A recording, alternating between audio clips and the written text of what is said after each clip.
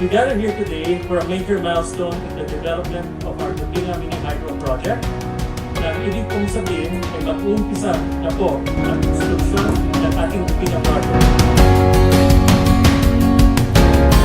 Namin na ang proyekto nito ay mag-aambag sa kalidad ng kuryente sa Gabaldon bilang isang embedded generation project.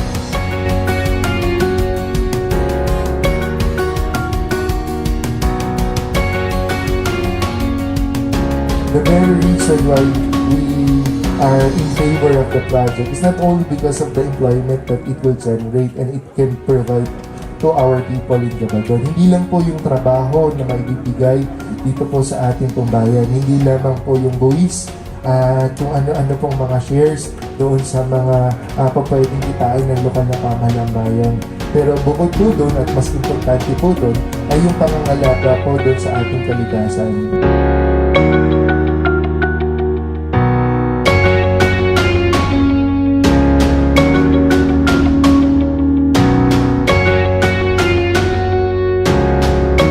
Dupinga Mini Hydro is committed po sa health, safety, and environment. Kasi po itong gagawin natin ay isang renewable energy, isang clean energy po.